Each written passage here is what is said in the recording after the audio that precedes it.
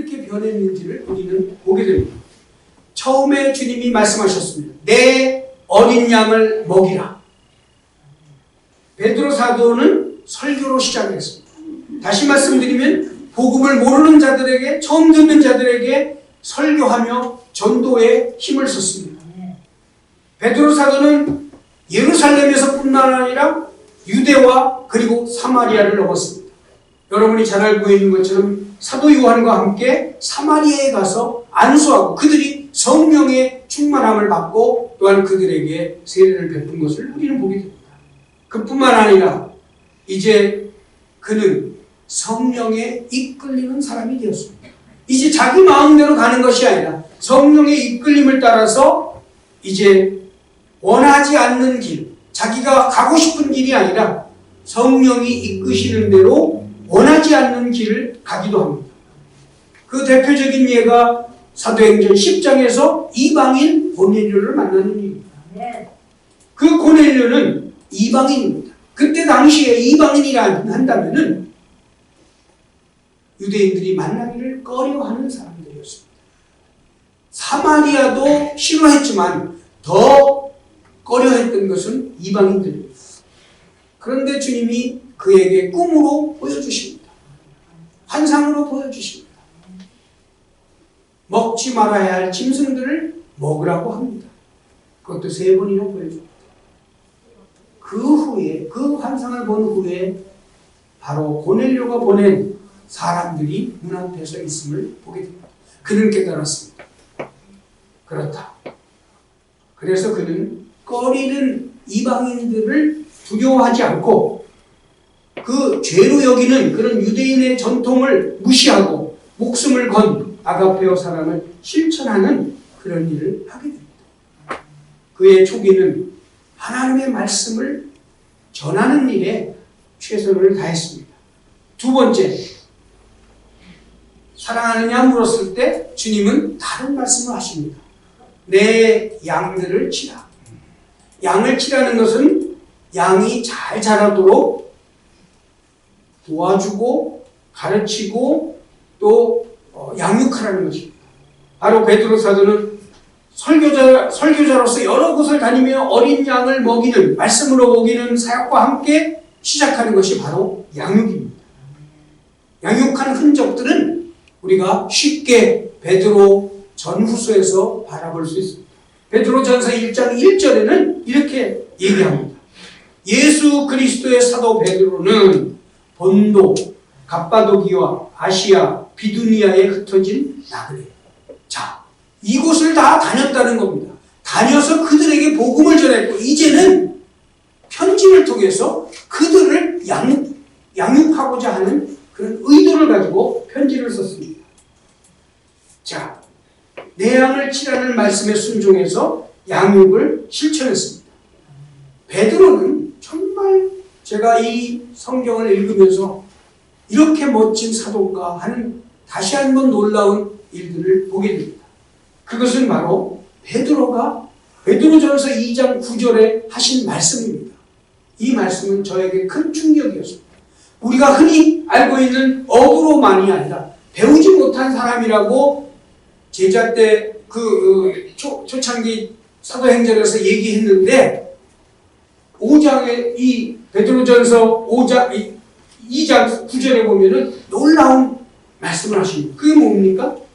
너희는 택하신 족속이요 왕같은 제사장들이요 거룩한 나라요 그의 소유된 백성이니 이는 너희를 어두운 데서 불러내어 그의 기이한 빛에 들어가게 하시기에 아름다운 덕을 선포하게 하였습니다. 여기에 두 가지가 있습니다. 하나는 제사장입니다. 제사장이라는 말은 무슨 뜻이냐면은 구약시대에는 예배를 집전하고 그리고 말씀을 가르치는 일을 했던 것입니다. 사도 베드로께서는 우리 모두는 왕같은 제사장이라고 했습니다. 다시 말씀드리면 우리는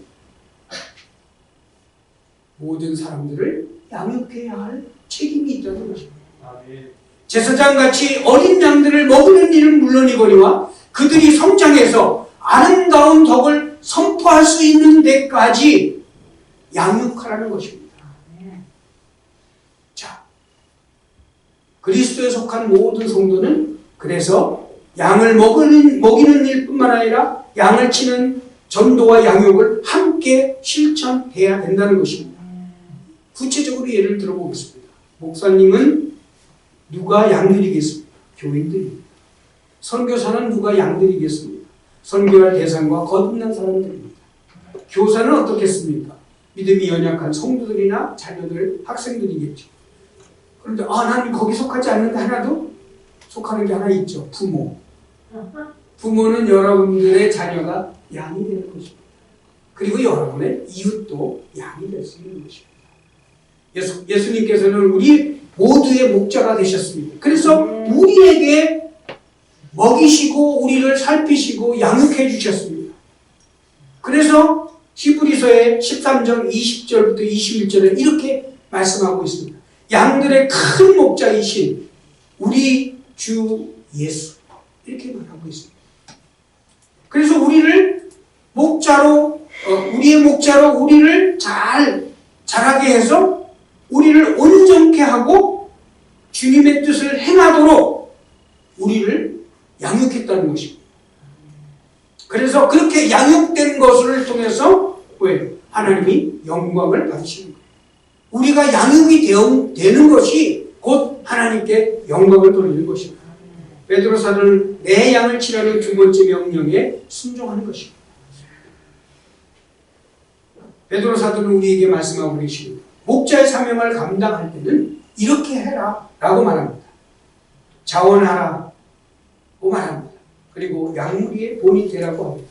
베드로전서 5장 2절부터 3절의 말씀입니다. 자원함으로 기쁘게 하라는 것입니다. 기쁘게. 그런데 두 번째가 저도 늘 마음에 걸려요. 양문이의 본이 되라. 참 내가 많은 사람들에게 본이 되게 살았는가?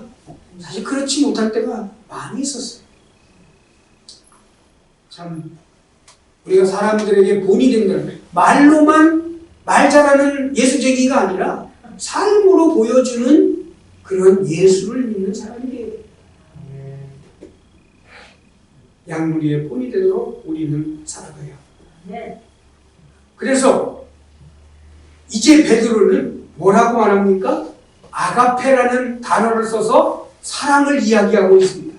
베드로 후서 1장 7절에 보면은 경건의 형제 우애를, 형제 우애는 필레오입니다. 필레오. 그런데 사랑을 더하라. 아가페. 드디어 그는 아가페가 무엇인지를 깨닫고 삶으로 실천하게 되었습니다. 사랑을 더하라. 필레오의 사랑도 좋지만 더 나아가 아가페. 그 사랑을 하라는 것이죠. 베드로 사도는 드디어 강한 사랑의 표현인 아가페오라는 단어를 사용하는 사도가 되었습니다. 그 아가페오 사랑은 아까도 말씀드렸듯이 목숨을 다하고 힘을 다하고 마음을 다하고 뜻을 다하고 주님을 사랑할 뿐만 아니라 이웃을 사랑하는 그 일에 우리가 순종해야 된다는 것이죠. 자, 이제 세 번째 말씀을 드리면 거의 끝이 나가는 거겠죠. 세 번 질문했으니까 양을 먹이라고 합니다. 자, 이 양을 먹이라는 것은 양떼라고 물론 복수로 되어 있습니다. 자, 그때도 그렇고 지금까지도 우리에게 다가오는 도전이 있습니다. 그게 뭐냐면은 거짓 교사들 그리고 잘못된 종말론이 우리를 계속 괴롭힙니다. 이단들이 우리를 괴롭힙니다. 그래서 베드로후서 3장 8절에서 10절에는 이렇게 말씀하고 있습니다. 사랑하는 자들아, 여기에서 아가페오라고 썼습니다. 그리고 너희들이 미혹하는 거짓 교사들에게 흔들리지 말아라. 왜냐하면은 너희들이 생각하는 하루는 하루지, 천년은 천년이지. 그러나 하나님은 시간과 공간을 초월했기 때문에 하나님이 보시기에 천년은 하루일 수도 있고 하루가 천년일 수도 있다는 말씀입니다. 다시 얘기하면 하나님은 시간을 넘어선 분이시기 때문에 그 시간을 우리는 알 수가 없다는 겁니다.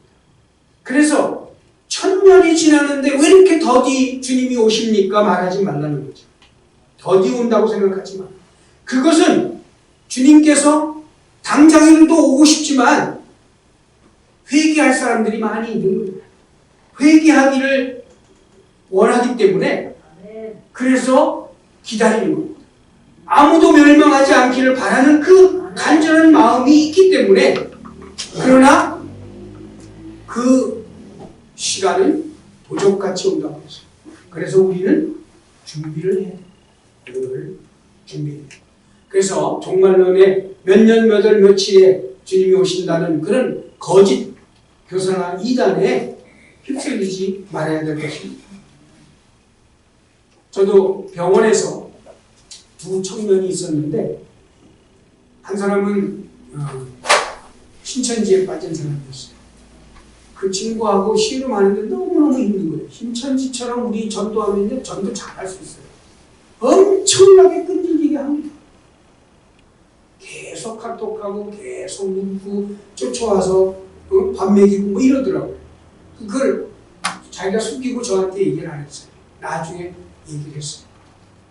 그래서 그때부터 집중적으로 성경 공부를 시작했어요. 변함이 참 어렵더라고요. 정말 1년 반이 넘도록 하는데 어느 순간에 잘 끊겠습니다. 끊더라고요. 그래가지고 친구의 아주 친한 친구까지도 다 끊어야 되는데 그럼 그랬죠. 너 직장을 바꿔라 그랬어요. 직장을 소개해줘가지고 바꿨습니다. 그리고 전화번호를 바꿔라. 바꿨어요. 왜냐면 전화가 있는 한은 그들이 끝까지 추적합니다. 그렇게 해서도 찾아오면 너 저기 신변보호를 경찰에다 좀 요청해라 할 정도였습니다. 그런데 잘 지금 전화번호 바꾸고 새로운 직장에서 잘 있습니다. 그런데 아직도 말씀을 더 가르쳐야 되는데 좀 마음이 안타깝습니다. 그렇습니다. 요즘에는 이단들이 그렇게 극성입니다. 여러분 정말 그래서 주님은 아마 베드로 사도를 통해서 우리에게 말씀하십니다. 뭐라고 그럽니까? 우리는 매일 매 순간마다 말씀을 먹고 살아야 됩니다. 매일 성경을 여러분들이 하고 있다는데 저는 한 30년 매일 성경을 하면서 아침이 너무 즐겁습니다. 아침에 일찍 일어나거든요. 일어나면 제일 먼저 기도하고 하나님 오늘 하루 생명을 연장해 주셔서 고맙습니다로 시작해서 이제 말씀을 봅니다. 요즘 다니엘을 하는데 너무 신나는 거예요. 그 옛날에 그렇게 다니엘을 몇 번이나 8년에 한 번씩 사실은 매일 성경이 돌아가는데 요번엔 6년에 한 번씩 돌아갔네요. 몇 번을 했는데도 불구하고 그때 새롭게 하는 그 말씀은 또 새로운 메시지를 주시는 거예요. 너무 감사하죠. 네. 그러니까 그 말씀을 대하고 이제 시작을 합니다. 그런데 여러분들도 이 지금 베드로 사도가 말씀하시는 것은 초신자든 신앙생활을 오래 했든 끝까지 하나님의 말씀을 먹으며 살아야 된다는 것을 우리에게 말씀하고 계십니다. 왜냐하면 우리를 둘러싼 사단들이 영적 싸움을 우리에게 걸고 있기 때문입니다. 그래서 우리는 정신을 바짝 차리고 분별할 수 있는 그런 지혜를 달라고 주님한테 기도해야 됩니다. 자, 저는 베드로가 처음에 베드로전서 1장 1절에 뭐라고 했습니까? 나그네라고 했습니다. 제가 이 설교 전에 제가 베드로는 나그네 이렇게 제목을 정해서 설교한 적이 있습니다. 그 나그네라는 의미는 뭡니까? 뭐 낭만을 얘기하면 구름 따라 가는 나그네 뭐 이런 거 아닙니다. 우리는 구름 따라가는 나그네가 아니고요. 바람 따라가는 나그네도 아니고요. 자, 그러면 우리는 어떤 나그네입니까? 목표가 그리고 목적지가 분명히 있는 나그네입니다. 우리는 그 또한 사명이 분명히 있는 나그네입니다. 베드로가 사도의 모든 흩어져 있는 소아시아 사람들에게 나그네라고 한 표현은 뭐냐? 너희들은 이제 새 하늘과 새 땅을 향해 가는 나그네 길을 걷는 자들이다라는 것입니다. 베드로후서 3장 13절에 말씀하고 있습니다. 우리는 그의 약속대로 의가 있는 곳인 새 하늘과 새 땅을 바라보도다. 우리는 목적이 분명히 있는 사람들입니다. 그리고 그 목적이 있는 그곳을 향해서 우리는 걸어가고 있습니다. 그래서 그런 사람이기 때문에 조심을 해야 될 것을 또 베드로후서에서 얘기합니다. 3장 16절 17절에 그러므로 사랑하는 자들아 아가페오니 너희는 이것을 미리 알았은즉 무법한 자들의 유혹에 이끌려 너희가 굳센 데서 떨어질까 삼가 오직 우리 주 곧 구주 예수 그리스도의 은혜와 그를 아는 지식에서 자라가라. 이것이 하나님 앞에 영광을 돌리는 일이다라는 것입니다.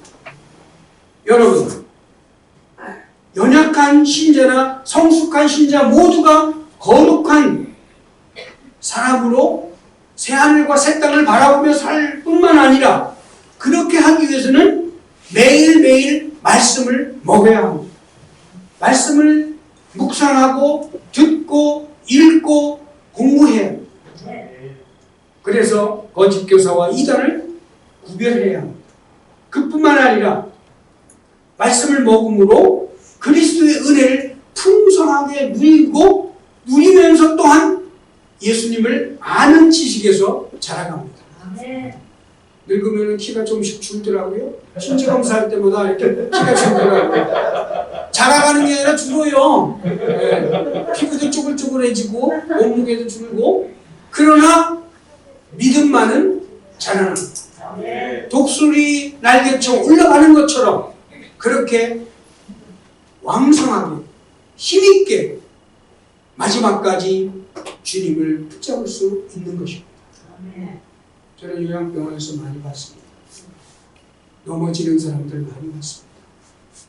예수 믿는 장로라고 하는데 넘어집니다. 권사인데 넘어집니다. 끝까지 붙는다는 게 얼마나 힘든 건지 모릅니다. 고난과 어려움과 아픔이 올 때는 더 흔들립니다. 그렇기 때문에 여러분들이 눈이 안 보이면 귀로 들으세요. 제가 장인 장모님한테 사줬습니다. 성경 귀절이게 하는 그 찬송가. 그래서 매일 그걸 들으시고 잘 보이지 않습니까? 자, 끝까지 말씀을 먹어야 합니다. 저희 부부는 94년도에 필리핀 세부로 가서 어린 양을 먹이라 하는 그 일을 제일 초점해서 했습니다. 초기에. 왜냐하면 저는 대학의 교수로 있었기 때문에 대학에서 학생들을 가르치며 말씀을 가르쳤습니다.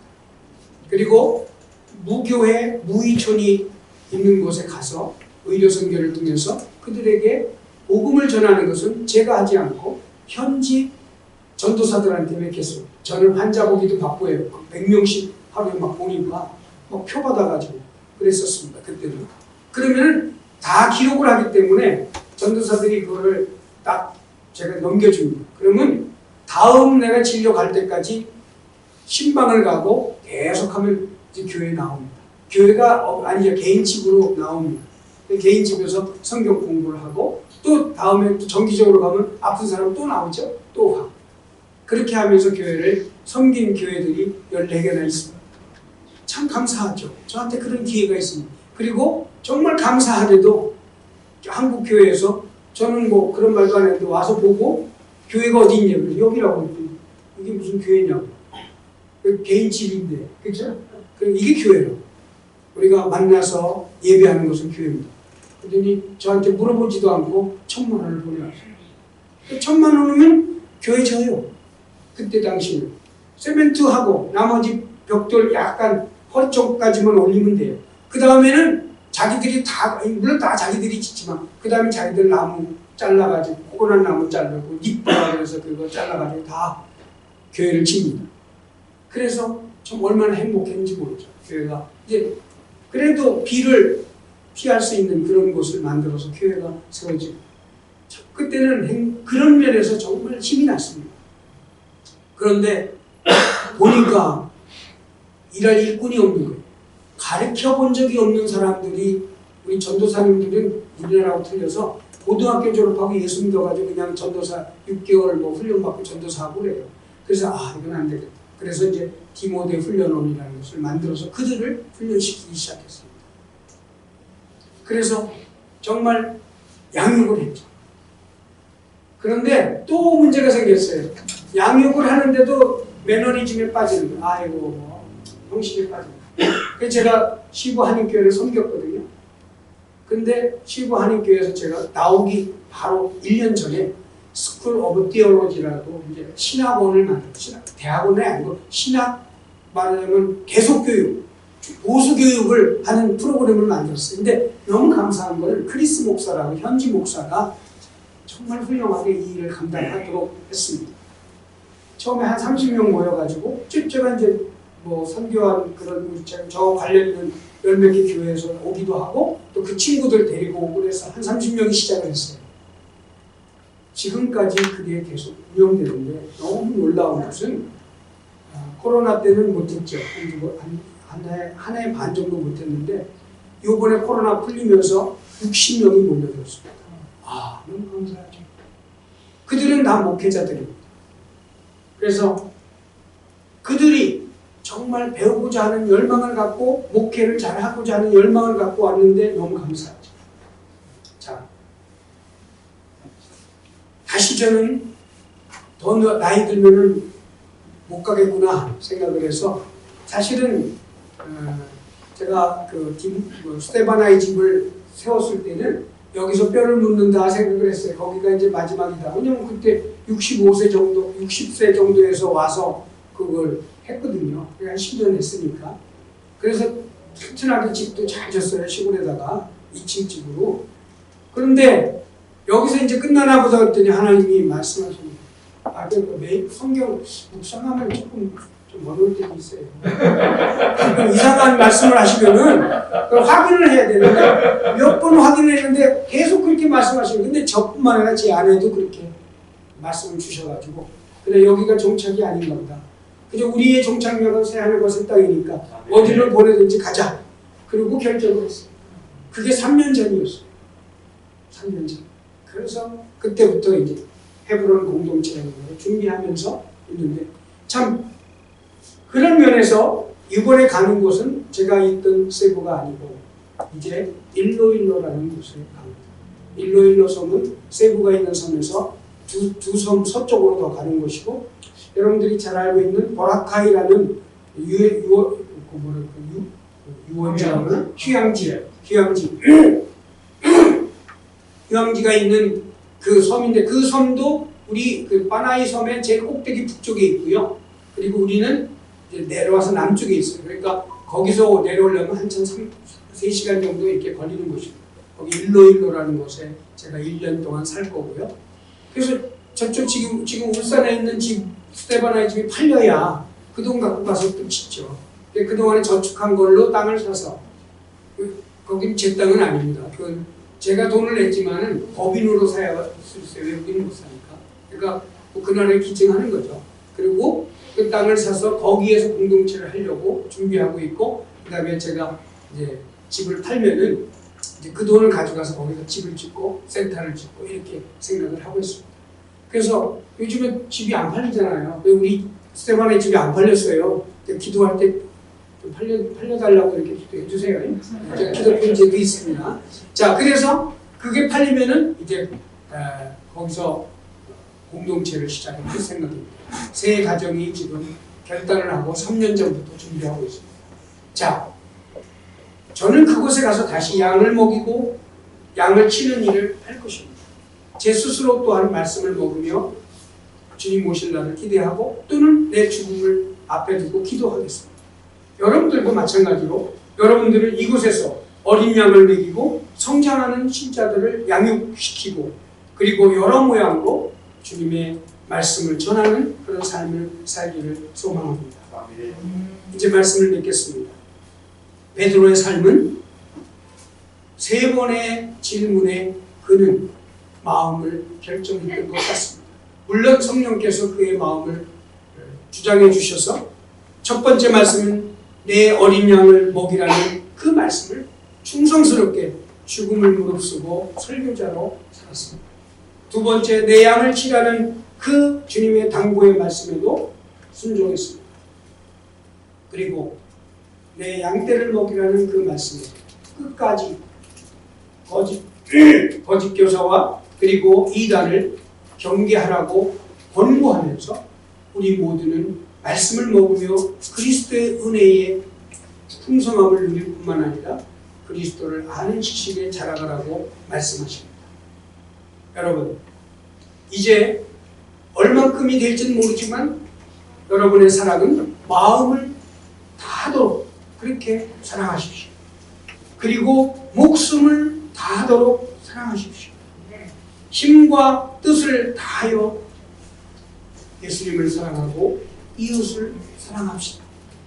이것이 하루아침에 되지는 않지만은 이렇게 하는 그런 삶을 살아갈 때 우리는 아가페 사랑을 실천하는 그런 사랑의 사람이 될 줄 믿습니다. 기도하겠습니다.